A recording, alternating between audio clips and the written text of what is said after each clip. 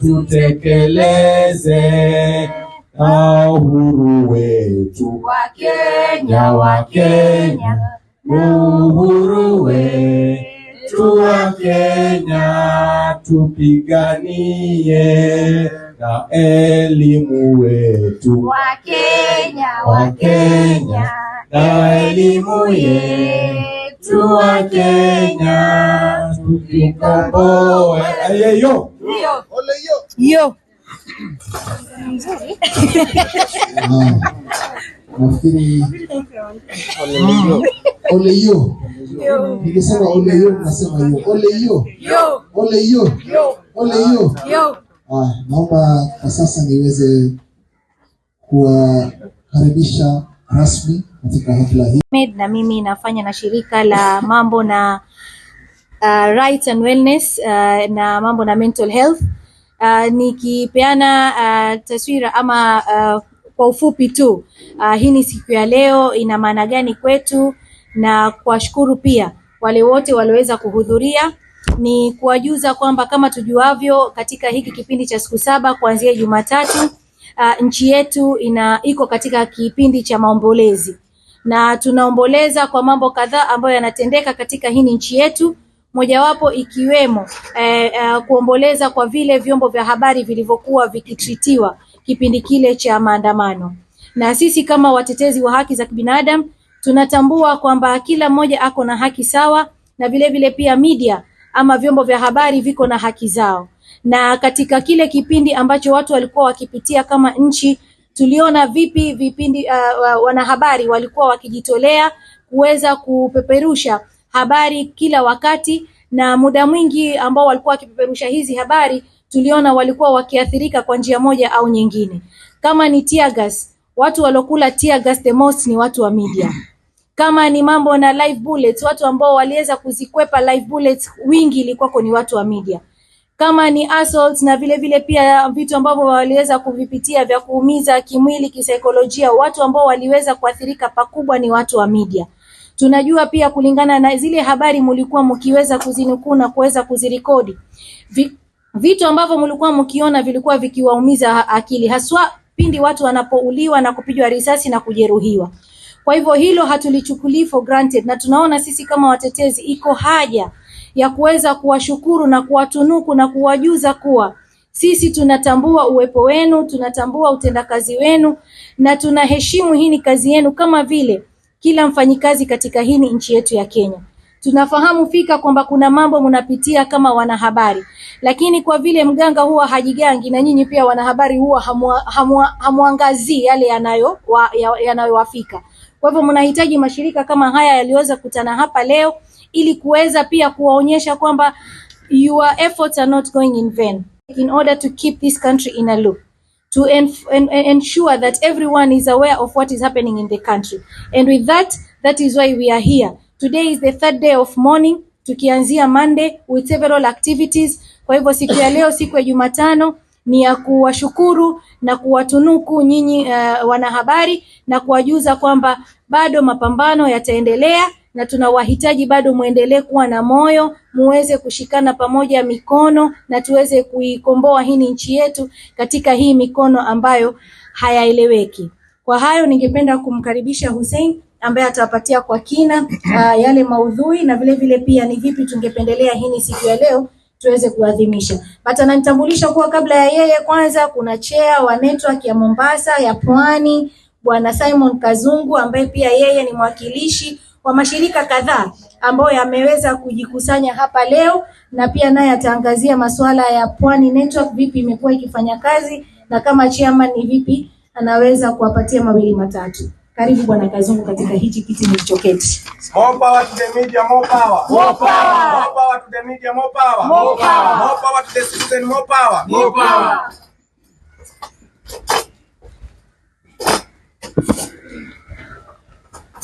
Forward with justice centers, forward. Forward. Forward with justice centers, forward. Forward.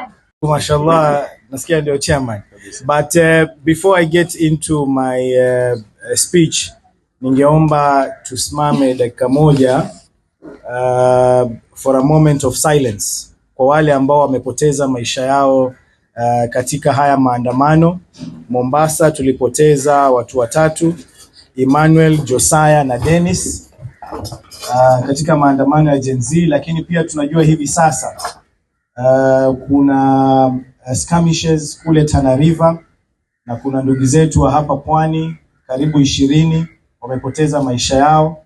So a moment of silence in remembrance of those that have lost their lives.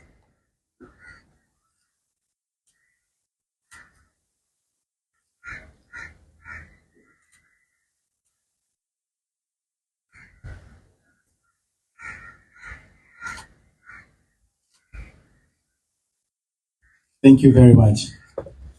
I've never known why it's called a moment of silence, because it's never a moment. It's usually a few seconds. But first, let me appreciate everyone for being here today. Kuna watu ndugu zetu ambao tulianza kazi miaka mingi iliyopita, and to see you again is really refreshing. Kuna wale walikuwa mbele yetu walitubeba tukianza kufanya hizi kazi, akina Karim, akina Utuma ambayo bado hataki kuweka WhatsApp, akina Laban, Matunda namuona amejificha pale nyuma. Of course Moody ndio walikuwa wale wa kwanza wakitufundisha kufanya articles, kuwa columnists. So we are here because we are right now honoring the 61 Kenyans who have lost their lives since the onset of the Gen Z protests. These 61 Kenyans walipoteza maisha yao merely for exercising their constitutional right to protest and to demand for change in this country. It's a very, very unfortunate situation that vijana wanapoteza maisha yao katika hii nchi wakiwa wanataka mabadiliko na maisha bora kwa Wakenya wenzao. We are living in very difficult times where the government has become the public enemy number one, where the opposition, instead of standing with the people, they opt to go to bed with the government. It is indeed a very unfortunate situation. But behind all this, the media has stood firm in demanding for justice.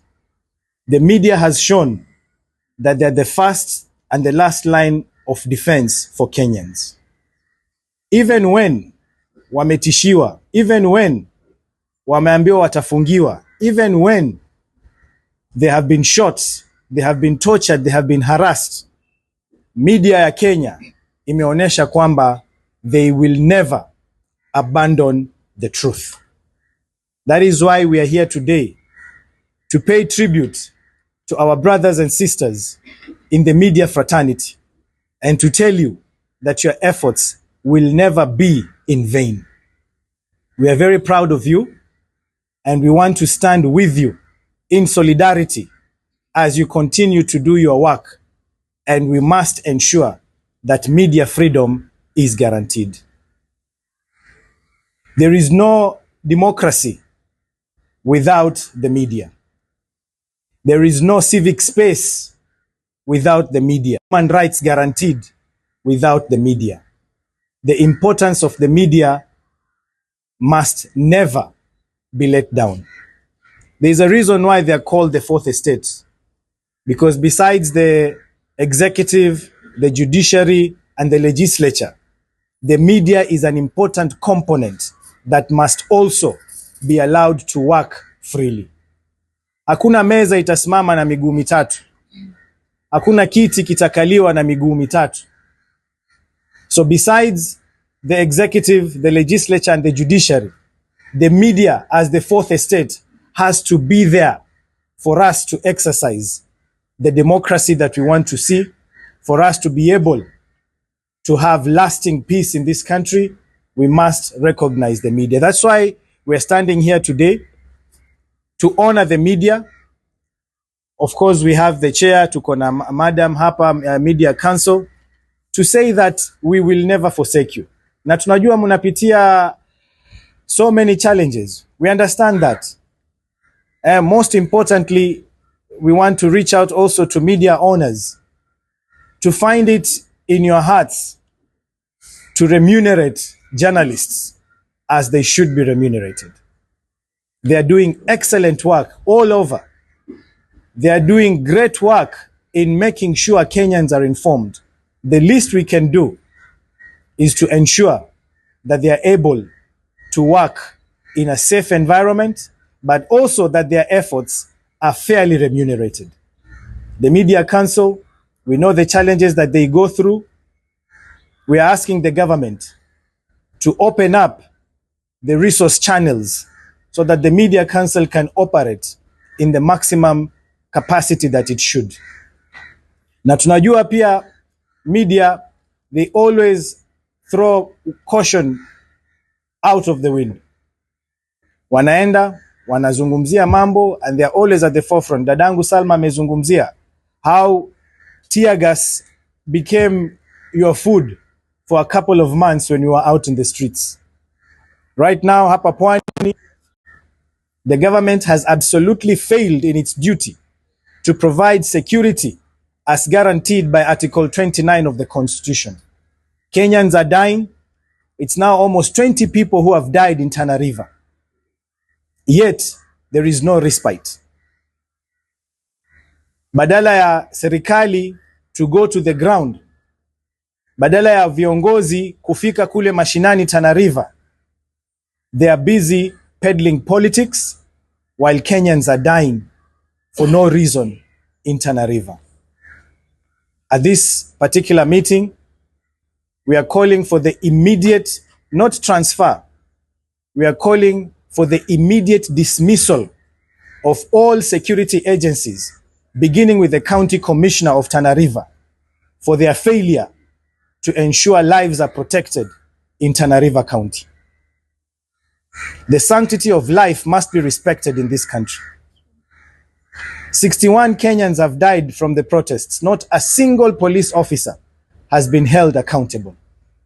The impunity being exhibited by security agencies in this country is unfathomable. And we are saying that we shall not allow such scenarios to continue in our country, our beloved country. And we are urging you, the media, kindly, do not relent. Musitishwe, musiogope. Na hawa wanasiasa wenye wako tayari saa zote kutoa pesa, take the money, but stand with justice. Wale wanajaribu kuwatishia, tell them that you owe your allegiance to your, tool of trade. That is the camera and the pen. And that you shall not stand back and watch as justice, is violated in every other way. So leo sisi hapa yetu ni mafupi, nyinyi katika kazi mnayoifanya, na tunawaambia kwamba anytime, kindly, mujue you have brothers and sisters in the civil society who will never forsake you. You are pillars of democracy, you are pillars of human rights in this country. Na ikiwa mtaturuhusu tuweze kupeana haya maua kwenu nyinyi as our show of respect and love for you, and we urge you wherever you are. Wewe unaona wewe ni mtu tu journalist wa radio fulani pale, labda you don't make a difference, but please know that you do, and we honor and appreciate you. So nitamuomba Madam Salma tuanze, nafikiri sijui ni chairman, lakini pia kuna wale ma veteran kina Karim Rajan, kina Otum, lazima tuwakumbuke. Sisi tulipokuwa tunaanza kazi, sijui nani yuko wapi. Mwanzo wa maua nitakupa mimi wewe, ngoja. Na mpesa. Hiyo ndio important. Salma atakupa Otum. Omar namba msana. Basi ngoja tupige picha Otum bwana. Tena ngoja nimtafute wardi kubwa hivi. Unajua Otum bwana. Wardi. Waridi ama waridi. Otum sema ataka Laban. Laba ni njoo. Laba mtu mdogo, laba alikuwa tangu. Lete kamera. Mimi wana 70 bwana. Kamera laba. Sasa nije kwa laba. Piga hii picha bwana. Hii picha muhimu. Matunda. Hii ndio mtakapokuja. Matias leta matunda. Mbona matunda? Matias piana mwingine Matias ndio nitashuhudia. Sasa mtakupa matunda sana. Matunda. Nampa mimi. Hizi za watu. Hizo za watu wacha. Hizi huko. Songa sasa tunasema lazima kupewe. Basi wewe Matias mama hapo. Sasa wote watakumpa matunda. Photogenic. Ba journalist wapendi. Karibu njoo basi. Karibu. Mimi nataka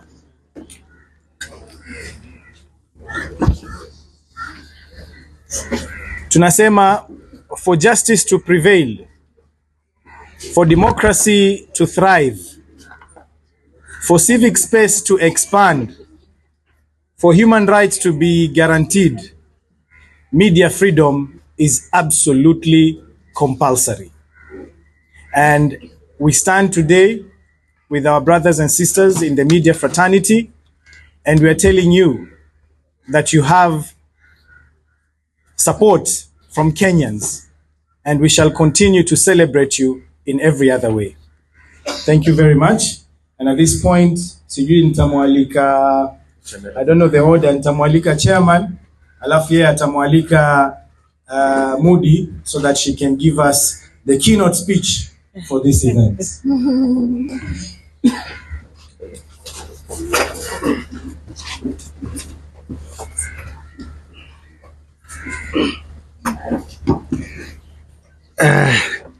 Good morning, colleagues. Good morning. So,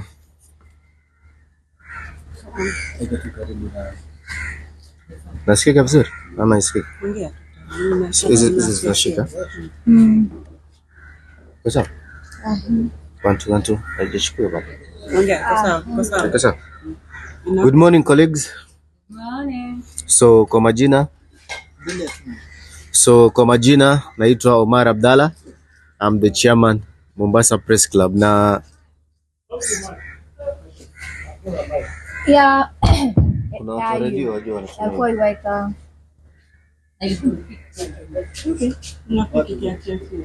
Imeshika moto hiyo ajano nayo. mshamoto.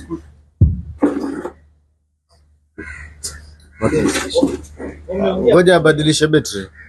Kuna watu wa maredio karibu wenzetu wale. Habari zenu waandishi wa habari, hoe.